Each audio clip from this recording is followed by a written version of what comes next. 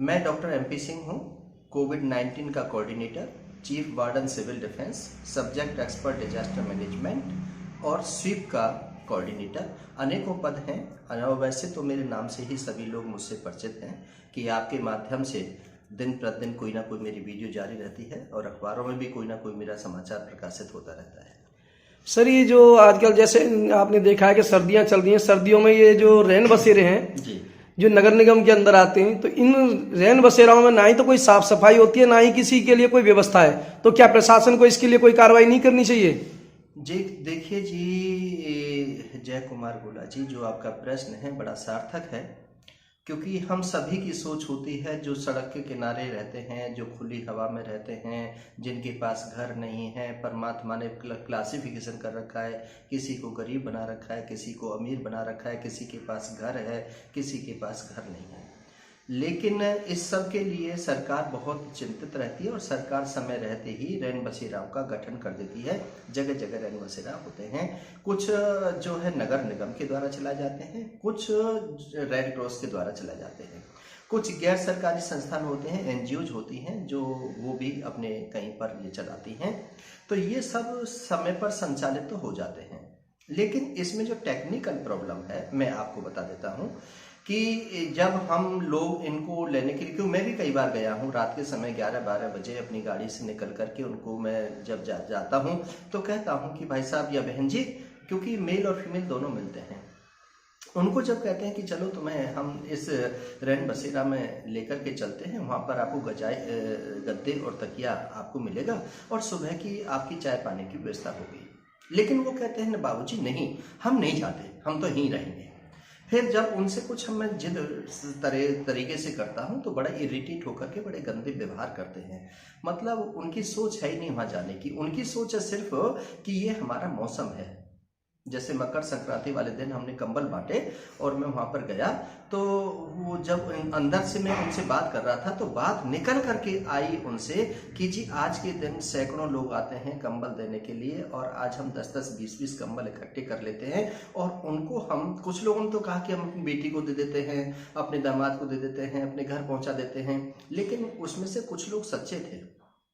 वो जो सच्चे लोग थे उन्होंने कहा कि जी हम तो इन कंबलों को बेच देते हैं, बेच करके पैसा ले लेते हैं, फिर यहीं आके बैठ जाते हैं, फिर हम अलाप जला लेते हैं और फिर हम ठिठुरना शुरू कर देते हैं। तो लोग आते हैं, जो बहन बेटी निकलती हैं वो दया करती हैं, कई बार वो अपना जो शॉल कीमती होता है 2000, 3000, 5000 का, उसको भी उतार करके दे जाती हैं और वो हमारे बड़े मतलब ये हम पूरी साल की कमाई कर लेते हैं। तो ऐसी मानसिकता के अंदर यदि आप ये सोचो, आप भले जा करके देख लेना, एक तो ये मीडिया का प्रचार प्रसार तो अलग है, लेकिन यदि एक अच्छे ह्यूमन बीइंग की तरह यदि आप जाएंगे, आप भोजन भी लेकर के जाएंगे तो आपका भोजन नहीं खाएंगे। क्योंकि मैंने अपने जो मेरा पौत्र है, जो मेरे बेटे का लड़का है, उसके जन्मदिन पर मैंने भोजन बांटा तो मैं भोजन लेकर के गया तो कुछ लोगों ने कहा नहीं जी हमें तो पैसे दे दो, हमें तो सूखा राशन चाहिए, हमें ये पका हुआ राशन नहीं चाहिए। पका हुआ राशन कई लोग आते हैं कि पता नहीं क्या क्या लेकर के आते हैं, यही बांट देते हैं, यही कर देते हैं। उनकी मानसिकता हमसे भी मतलब बड़े ऊपर है, मैच नहीं खाती है। तो इसलिए जो सरकार इनके लिए जो ये चलाती है, शेल्टर होम चलाती है या रैन बसेरा चलाती है, उन रैन बसेराओं में ये बिल्कुल भी नहीं जाते हैं। जब जाते हैं इनको कोई ले भी जाता है तो ये शराबी होते हैं, ड्रग्स लेते हैं, सूखा नशा लेते हैं, फिर वहां पर छेड़खानी करते हैं, फिर वहां की चीजों को ये मतलब जो है चुरा करके भी ले जाते हैं और कोई जो उनका केयर टेकर होता है उसके साथ बदतमीजी भी करते हैं। तो कारण ये बहुत सारे कारण हैं जिनको सब लोग नहीं जानते हैं कि अंदर शराब पीना, अंदर बीड़ी सिगरेट पीना, अंदर छेड़खानी करना, अंदर गाली गलौज करना, अंदर मतलब गलत तरीके का व्यवहार सर, बहुत से शहर में यहाँ पर जो रैन बसेरा खुले हुए हैं, इनमें से बहुत तो इनमें से बंद हैं। तो उनके बारे में आप क्या कहना चाहेंगे? देखिए, जो बंद है, आप जागरूक देश के इंसान हैं और वहां के जो लोग हैं, जहां रैन बसेरा बंद है वहां आस पड़ोस भी कोई रहता होगा, वो भी 2 लाइन लिख करके थाने में दे सकते हैं, या वो भी 2 लाइन लिख करके एक मेल सरकार को डाल सकते हैं, निगम कमिश्नर को लिख सकते हैं, डिप्टी कमिश्नर को लिख सकते हैं। जब उनके पास में कहीं से कोई लिखित रिपोर्ट आएगी तभी तो उस पर वो एक्शन लेंगे। जब हम वहां पर कोई बताना नहीं चाहते, मैं मान लेता हूं, आपकी बात बड़ी करता हूं कि ऐसा हो सकता है और पिछली बार ऐसा इतिहास में आया भी है पिछली बार ऐसी कई न्यूज आई थी जहां पर पत्रकार साथियों ने दिखाया था कि बंद पड़ा हुआ है, इसके अंदर रजाई गद्दे नहीं है, इसमें से रजाई गद्दे इतने थे, ये न्यूज निकली थी, इसमें से ये चला गया, इसमें से ये हो गया। ऐसी कई पत्रकारों ने न्यूज चलाई थी। और कई बार एक जनता कॉलोनी का है, उसका जो रैन बसेरा है, उसका बहुत इशू हुआ था कि वहां पर इस प्रकार की अश्लीलता होती है, अभद्रता होती है, या इस प्रकार से वहां लोग जुआ खेलते हैं, या इस प्रकार से वहां पर वो आया था बीच में। इन एक्टिविटियों को देखते हुए आपको क्या लगता है कि ये रैन बसेरे होने चाहिए, कितने प्रतिशत होने चाहिए और किस तरह के लोगों के लिए होने चाहिए? देखिए, रैन बसेरा तो होना चाहिए, इसमें तो कोई दो राय नहीं है, लेकिन होने कहाँ चाहिए? होने चाहिए वहां पर जैसे कि अब बस एक्सीडेंट, बस है या ट्रेन का जो जहां पर हम रेलवे स्टेशन है, रेलवे स्टेशन पर कई जो पैसेंजर्स आते हैं उनके लिए रहने की जगह नहीं होती, ट्रेन लेट हो जाती है, 2 घंटे 4 घंटे वहां पर रह सके, या कई बार रात को धुंध के कारण ट्रेन एक्सीडेंट हो जाता है, नहीं पहुंच पाती है, वहां पर जरूर रैन बसेरों की यूटिलिटी है, वहां पर रैन बसेरा होना चाहिए।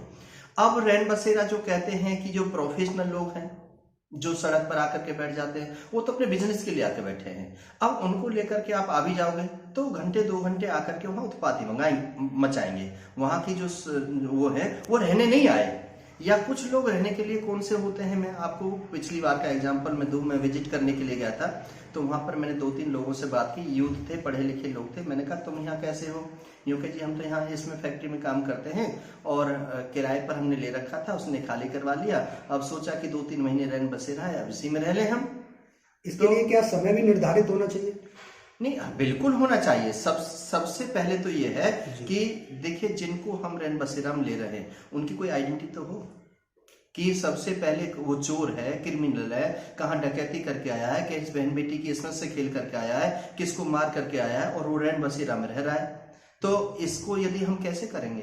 तो सबसे पहले हमें आइडेंटिटी तो होनी चाहिए, उसके पास कोई प्रूफ हो, कोई कहाँ का रहने वाला है, कहाँ का नहीं रहने वाला है, वो कहाँ काम करता है। जब मैंने उनका आई कार्ड देखा, मैंने देखा कि यहीं पर रेड क्रॉस के जो नीचे इसमें शेल्टर में था और यहाँ इसमें इंडियन ऑयल में काम करता था। मैंने कि तुम इतनी बड़ी तनख्वाह ले रहे हो, समझो, और तुम यहाँ शेल्टर में रह रहे हो, क्योंकि जब हमारे 2-4 महीने का बस तो जाएगा कम से कम। तो ये सोच है। मैं ऐसे लोगों के लिए क्या कार्रवाई होनी चाहिए आपके हिसाब से? कार्रवाई तो क्या कर सकते हैं, जब सेंटर हॉल खोल ही दिया, जब रेड क्रॉस ने एक चैरिटी के रूप में उन लोगों के लिए खोल ही दिया, तो उसमें तो कोई भी रह सकता है। एक समय निर्धारित तो जरूर होना चाहिए, उसके लिए कैसे कार्रवाई हो? हाँ, ये है कि समय निर्धारित कैसे करोगे। अब मान के चलो, सरकार का तो नियम ये है कि भाई बाहर से, बंगाल से, उड़ीसा से, महाराष्ट्र से, वहां से जहां पर गरीबी ज्यादा है वो लोग यहाँ पर काम करने के लिए आते हैं। तो उनके लिए क्या है कि जब गर्मी होती है तो आप देखते होंगे कि लेटे रहते हैं, अपना गुजार लेते हैं। जब सर्दी होती है, थोड़ी दिक्कत होती है, तो यहाँ पर भी गुजार सकते हैं। 1-2 दिन, 2-3 दिन, 4 दिन, ऐसा कोई प्रावधान ऐसा दिल्ली के अंदर तो है। दिल्ली के जो रैन बसेरा हैं उनमें तो ये प्रावधान है, लेकिन ऐसा प्रावधान ऊपर से कोई गाइडलाइन ऐसी नहीं है कि कोई भी 2 दिन या 3 दिन गुजार सकता है, रह सकता है। क्या वो गाइडलाइन आनी चाहिए? गाइडलाइन सरकार की, देखिए सरकार के वहां पर बड़े सीनियर IAS और IPS ऑफिसर्स बैठे हैं, बड़े बड़े लर्नेड पीपल हैं और बड़े रिसर्चर हैं, बड़ी उम्र के पड़ाव पर वहां बैठे हुए हैं, तो उन्हें जो अच्छा लगता है वो ऐसी गाइडलाइन भेजते हैं।